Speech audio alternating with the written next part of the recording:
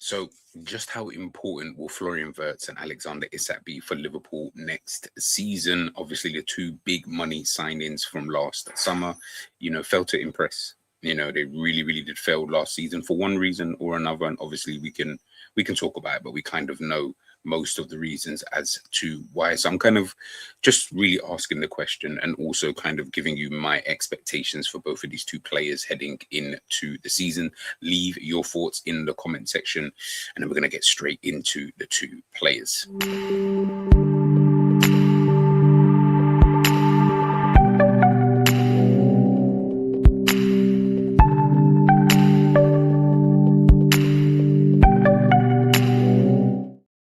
Yeah, so like I said, man, it's going to be a big season, and I think obviously with Mo Salah obviously leaving, that is probably like 80 to 90% of the goals and assists that Liverpool get in seasons is due to this one player. Now, obviously, neither of these two players are of the level of a Mo Salah. Obviously, the Mo Salah that just left is of a lower level. So, of course, these two players are above that. But just in a general sense, what this player actually meant to Liverpool, everything that he's given to Liverpool, even last season in a very bad season, he was still putting up numbers. Now, obviously, we care more about the performances than we do the numbers. But listen, if you're getting the amount of numbers that Mo Salah was getting, it can always help, right? And I think with these two kind of players, both Alexander Isak and Florian Wirtz, obviously they are going to be here to take the burden away from having that one singular player who would go out there and get the goals, get the assist, and stuff like that. These two can share that almost between themselves, and especially because they're going to be, I'm going to guess, working very closely to each other. One playing attacking midfield, the other playing as the striker. I think, yeah, the onus is really going to be on these two players. And I think if either one of them really has a bad season or a poor season by their own standards, I can see Liverpool having a really tough time next season. I don't, maybe not so much in the attacking midfield position. I actually think that's an area, and again, we'll talk about Florian Wirtz in a minute, but that's an area that maybe Liverpool can get by without really having one there. But it's the striker position. That's definitely a position that Liverpool, if Isak isn't clicking really from the first game, it's going to be a bit of a problem. Now, looking at Florian Wirtz, listen, he is a talented player. That much I can say. He's a really talented player. Let's not act like he isn't. We've seen obviously what he can do for Bayer Leverkusen. Of course, he has not shown that yet for Liverpool, but the talent is there. The ability is obviously there. It's just really about, can he kind of show that, translate that ability and talent that we've seen previously, towards Liverpool. Now, he was definitely one player that I feel that quite a lot of Liverpool fans, that they were giving a lot of excuses, man. Like I heard everything. If it's not the team, it's the players that he's got around him. It's this, it's that, and a whole host of things. Now, what I will say is, of course, the team weren't playing well, so it's one of those, innit? It's no matter what the team is doing, regardless of what the team's doing, obviously that's going to have an impact on your performances. Obviously that's going to have an impact maybe on your numbers, depending on the kind of position that you obviously play, and he plays in the attacking midfield position.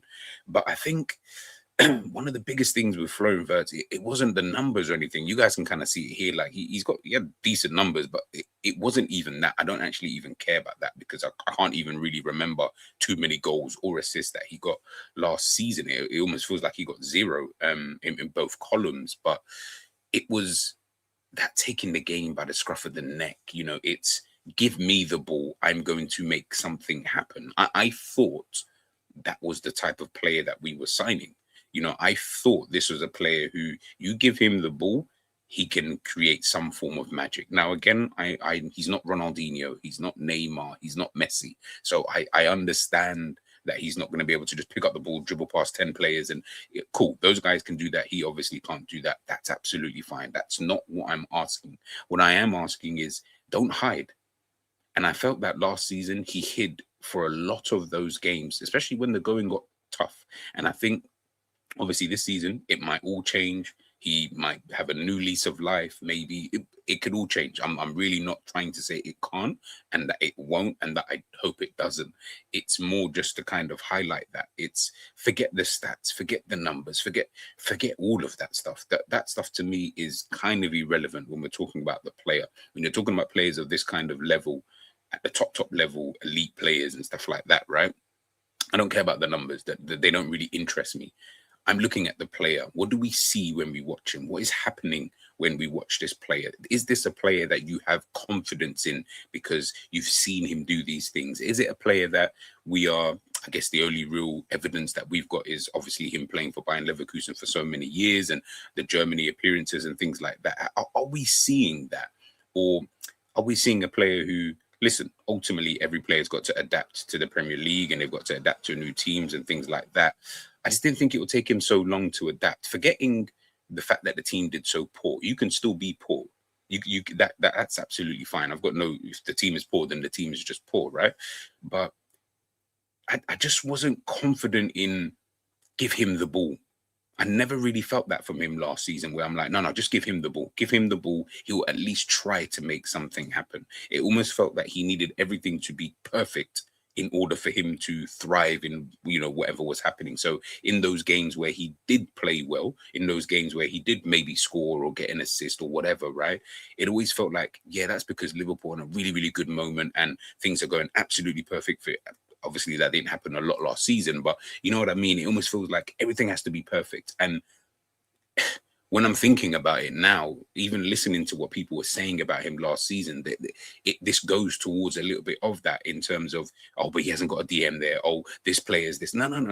I don't care about any other player on the pitch. I'm looking at them as individuals because that's what they are. They're a bunch of individuals put together into a team. It's then down to whatever you bring as an individual. Now, last season, you didn't need Wirtz whatsoever. Liverpool wouldn't have been any better or worse without Wirtz. That's a damning thing to say about a player that you signed for 116, whatever it was, £1 million. I understand he's still got to acclimatise. I understand it's a new league. I get that. You cost 116 million. You didn't pick the price, but that is the price that the club felt they should have paid for a player of your quality.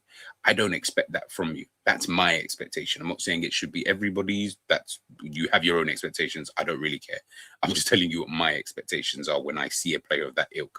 And at the moment, even obviously the season's not kicked off. So again, it could all change. And I'm very much here for if it does change, because I do think that then you'll see a really top quality player. But at the moment, there's nothing in Florian Wirtz's makeup or play or just anything that I'm seeing that makes me think, wow, this guy. Now, again, these things can come. Maybe it's the setup. Maybe it's the team. Maybe he chose the wrong team. I don't know. We'll know once Iraola obviously kicks into gear next season and the season's obviously flowing and things like that. But at the moment, I just don't see it. And when I'm looking at the way that Liverpool want to play next season, I'm going to be very intrigued. I think that's probably what I can say, is that I'm going to be very intrigued to see how it works, where you've got this number 10, but you're leaving yourself defensively quite bare, especially obviously in the middle of the park, in that midfield area, because you're only going to really have the two players behind him. Does it work? Do Liverpool just need to go back to a 3? Whether you put him in there or not, that's obviously up to them. But whether you put him in a 3 as opposed to almost just a 1 with 2 players behind him, I don't know. I really, really don't know. And again, it's going to be so interesting to see what this looks like going into next season. And obviously as the season, kind of unfolds. But I think, yeah, he's definitely the one player in the team that I look at and think, for me anyway, I mean, a few people probably would say different, but for me, you're on your last chance, where I don't really care what you do after that. Like, you'd have to be Ballon d'Or level after that. If this season, he performs like he did last season, yeah, you're going to need to be Ballon d'Or level. And I'm not accepting anything less. And unfortunately, that's the position that you put myself in and all the other fans of Liverpool, and everybody else who supports Liverpool, just because you can't spend that kind of money. And we're hearing, yeah, it's going to take some time. There's no time when you spend that kind of money. I don't think investors, and I don't think people who put money into the football club want you to spend £100 million on a player and tell me, yeah, it's going to take about 4 years. till we see the best of him. I mean, different if he was a 15-year-old and that was just the price for the best 15-year-old since just ever in the history of football kind of thing, then yeah, maybe we can possibly get away with something like this. We're talking about a seasoned individual. This is a guy who's played a lot of football, like a lot, both international and for club. Played a lot of football.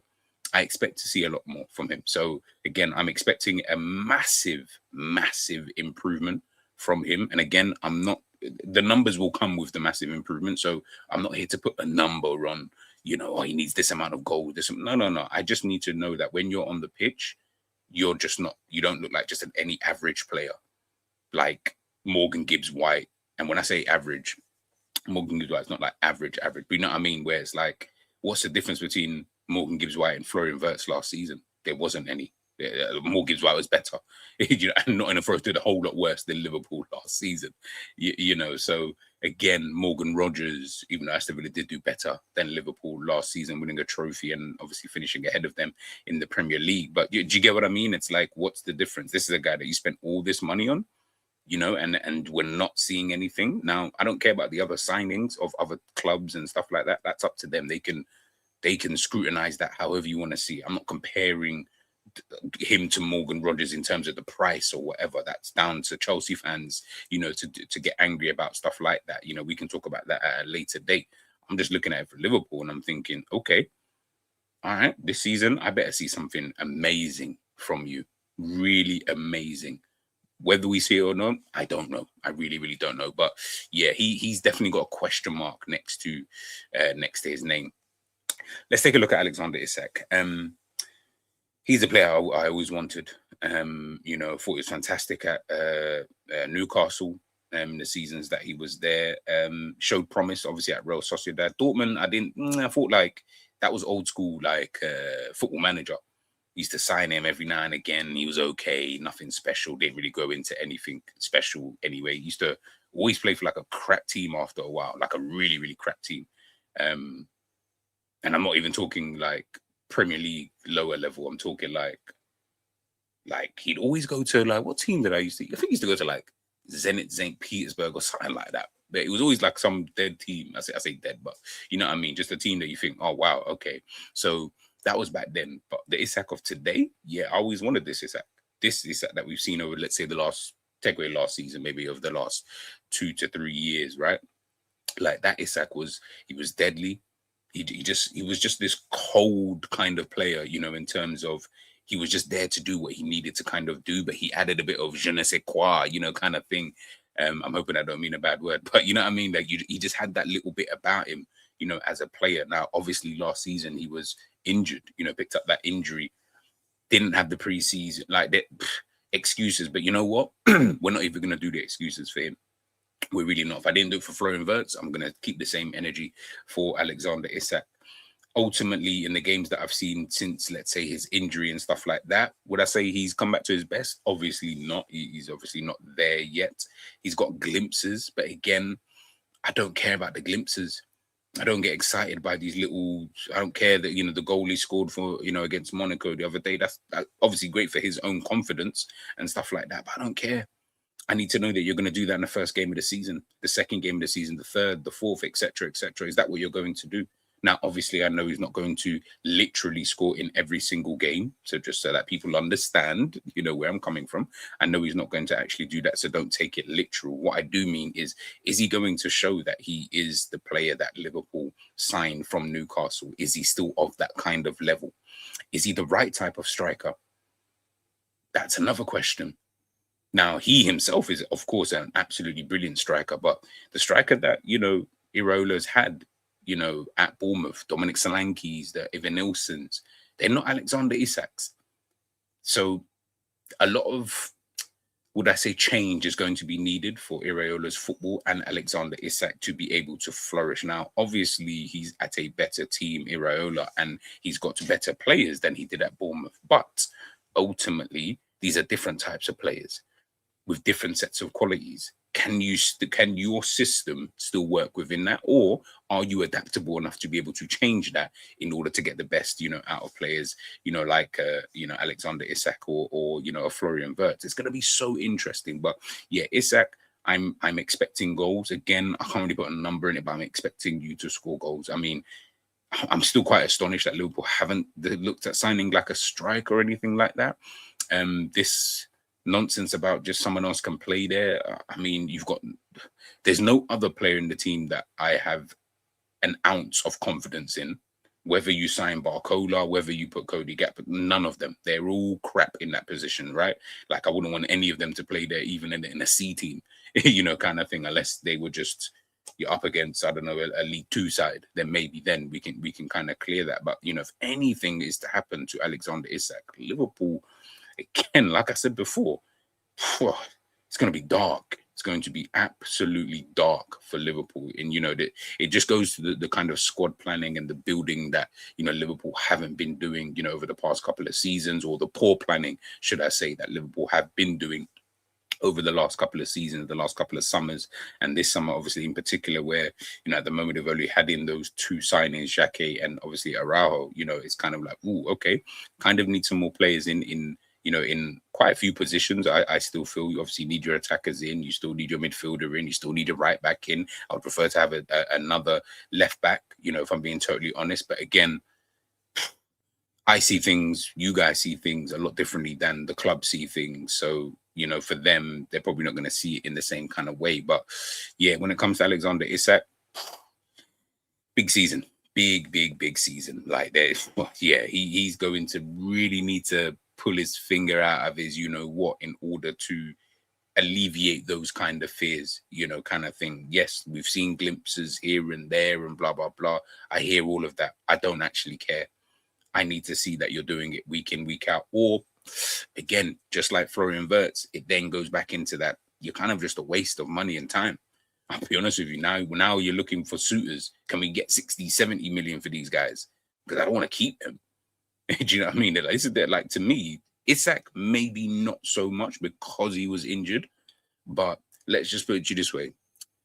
If they both have a poor season this season, by their own standards and whatever you deem to be poor, if they both have a poor season, and I'm talking, let's say at the end of the season, we're rating them and we give them a 5.